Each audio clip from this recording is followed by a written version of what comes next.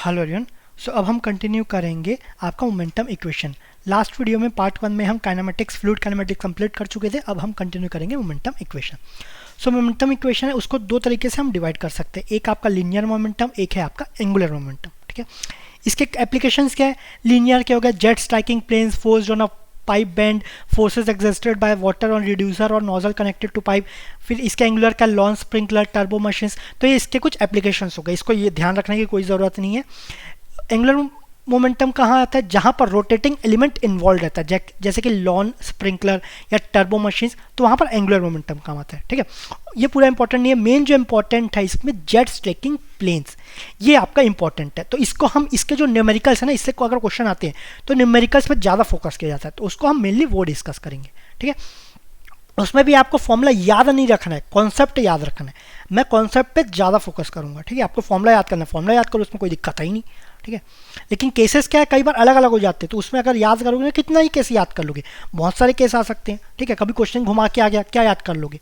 कितना ही याद कर लोगे? इसलिए कॉन्सेप्ट पे ज़्यादा फोकस करो, वो हर जगह अप्लाई कर सकते हो।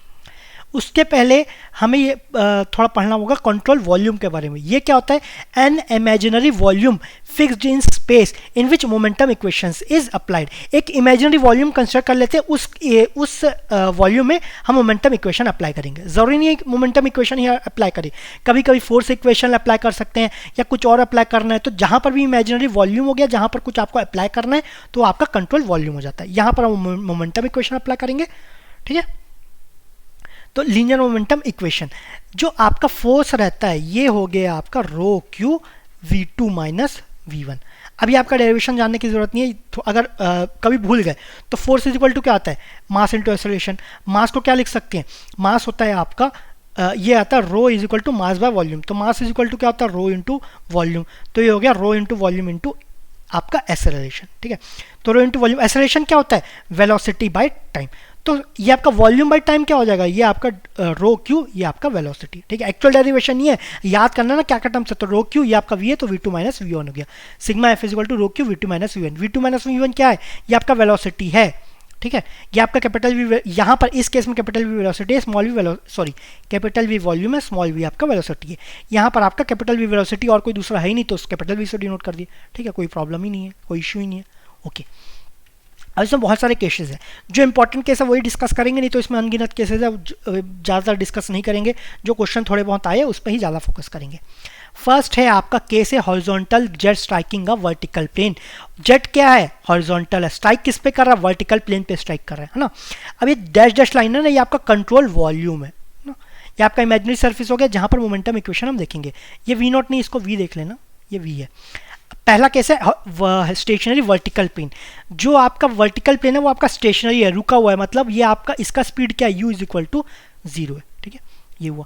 अब कंट्रोल वॉल्यूम में जो इनलेट वेलोसिटी है, जो आपका वेलोसिटी आ रहा है, वो u है, v है। सॉरी, हॉरिजॉन्टल वेलोसिटी की बात करेंगे, वर्टिकल वेलोसिटी की बात नहीं करेंगे। अब जब स्ट्राइक कर चुका है तो आधा ऊपर जा रहा है, आधा इधर जा रहा है। तो आपका हॉरिजॉन्टल डायरेक्शन में कुछ जा रहा है क्या? कुछ नहीं जा रहा है, मतलब वेलोसिटी क्या हुआ? ये आपका 0 हो गया। तो आपके फोर्सेस क्या होंगे? रो क्यू v2 माइनस v1 या v1 माइनस v2। तो v1 इज इक्वल टू क्या है? v, v2 is equal to 0, तो रो क्यू v हो गया। लेकिन क्यू क्या है? Discharge. Discharge is equal to क्या होता है? एवी।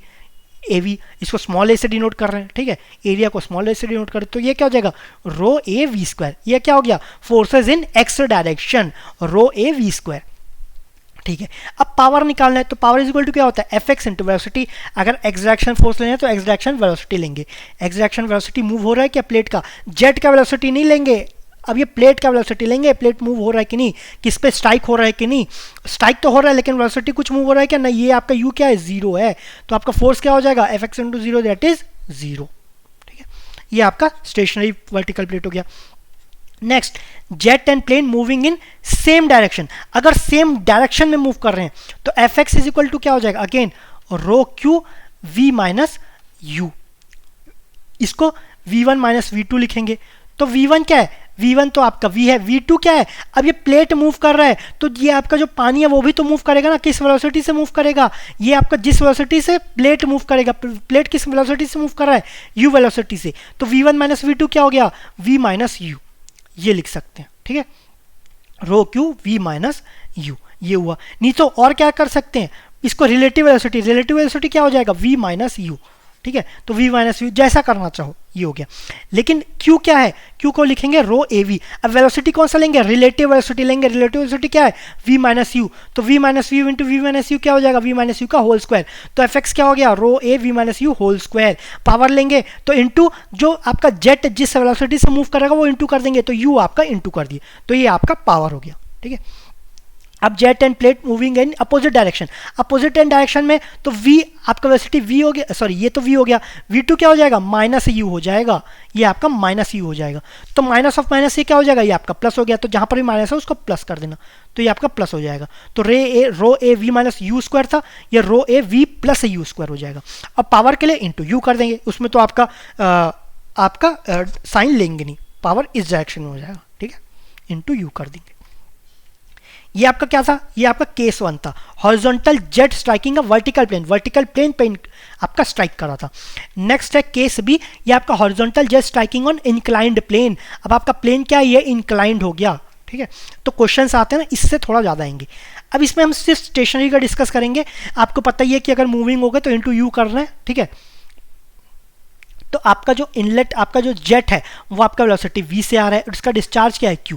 तो जब स्ट्राइक करेगा तो आधा इधर जाएगा, आधा इधर, आधा एग्जैक्टली आधा नहीं, कुछ पार्ट इधर जाएंगे डेट इज q1, कुछ पार्ट इधर जाएंगे डेट इज q2। और जो इंक्लाइंड है कितने एंगल से इंक्लाइंड है, थीटा डिग्री से इंक्लाइंड है।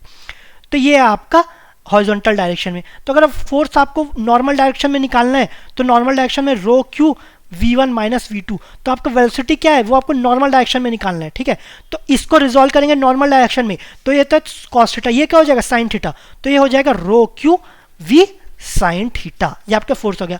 अब q क्या हो जाएगा, q हो जाएगा आपका rho A V V sine theta, है ना। अब इसको कुछ ये मत बोलना कि इसको भी वी साइन थीटा लेना, ये आपका जो डिस्चार्ज है वो तो v से ही स्ट्राइक कर रहा है ना, तो ये आपका डिस्चार्ज ए वी, तो ये हो जाएगा rho A V square sine theta.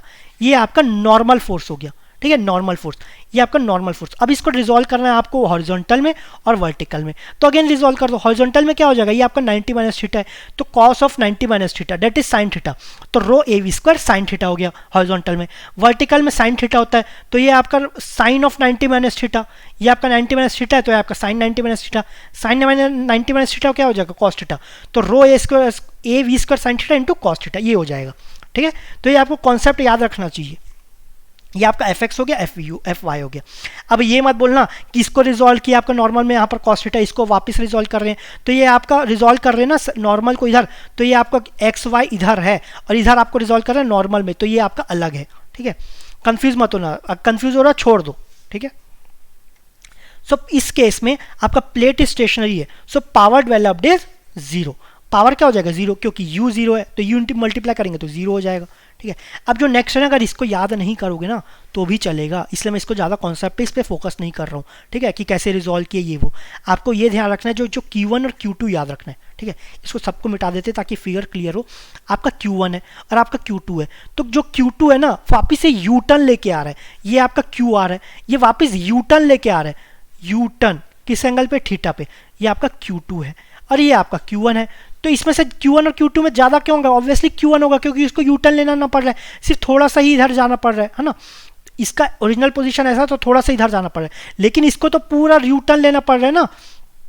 ठीक है, तो ये Q2 कम हो जाएगा, सो Q1 इज इक्वल टू हो जाएगा Q/2 1 प्लस कॉस थीटा, ये आपका ज़्यादा हो जाएगा Q1 will be greater than Q2, सो यहाँ पर प्लस आ जाएगा, तो Q2 क्या हो जाएगा, Q/2 तो रहेगा ही, ये आपका 1 माइनस कॉस थीटा। Q2 आपका लेस होगा तो यहाँ पर माइनस हो गया। ठीक है, तो ये आपका Q1 Q2, ये आप याद रख लेना, रट लेना, इसका मैं डेरिवेशन नहीं करवा रहा हूँ। ठीक है, डेरिवेशन क्योंकि ज़्यादा लंबा है। ठीक है, इसको रट लेना, इसको बता ही दिया, Q/2 तो रहेगा ही, 1 प्लस कॉस थीटा, ये आपका ज़्यादा रहेगा Q1 से तो प्लस आ गया, यहाँ पर कम रहेगा तो ये आपका माइनस रहेगा। ठीक है, बाकी आपको याद करना है, प्लस माइनस का ध्यान रखना, कभी कभार इसी में कंफ्यूज जाते हैं। तो Q2/Q1 क्या हो जाएगा, ये आपका हो जाएगा Q/2 ये आपका क्या हो जाएगा, कैंसिल हो जाएगा। Q1 में क्या है 1 plus cos theta, 1 plus cos theta, Q2 में क्या है 1 माइनस कॉस थीटा। अच्छा, कुछ लोग ये भी कंफ्यूज हो जाता है कि थीटा क्या लेना है, जितना यू टर्न ले रहे हैं ना उसका एंगल रहता है थीटा, कभी कभार लोग इसको थीटा ले लेते हैं। ठीक है, तो थीटा आपका ये रहेगा, जो यू टर्न रह रहा है वो आपका थीटा रह जाएगा। तो Q2/Q1 सॉरी आपका Q2/Q1 ये नहीं रहेगा, ये आपका Q1/Q2 रह जाएगा, क्योंकि Q1 क्या है, ये आपका यू टर्न नहीं हो रहा है तो इसमें ज़्यादा रहेगा, तो 1 प्लस कॉस थीटा। ये आपका Q2 ये आपका यू टर्न वाला है तो 1 माइनस कॉस थीटा। यहाँ पर Q2/Q1 किया है तो यहाँ पर माइनस वाला ऊपर आ गया, ठीक है। ये ध्यान रखना, मेरे से मिस्टेक हो गया, ठीक है। आप मिस्टेक लेकिन आपसे मिस्टेक नहीं होना चाहिए, ठीक है। मेरे नंबर थोड़ी कटेंगे, आपको गेट देना है तो आपके नंबर कट सकते हैं, ठीक है। ये ध्यान रखना, जो आपका यू टर्न रह रहा है उसका वैल्यू कम रहेगा। यू टर्न कौन सा हो रहा है, Q2। यहाँ पर यू टर्न कौन सा हो रहा है, Q2। तो Q2 यहाँ पर ऊपर है तो यहाँ पर माइनस ऊपर हो गया, यहाँ पर माइनस नीचे हो गया। तो ये आपका Q1 Q2 रहेगा। अलग से आपको ये सब भी याद रखना है, ठीक है। तो ये आपका छोटा सा पार्ट था आपका मोमेंटम इक्वेशन। इसके कुछ क्वेश्चन आए हैं तो आपके फ्लूइड काइनेमेटिक्स और आपके मोमेंटम इक्वेशन को साथ में आपके 1 मार्क्स के अलग और 2 मार्क्स के अलग हम नेक्स्ट वीडियो में डिस्कस करेंगे। So thank you very much.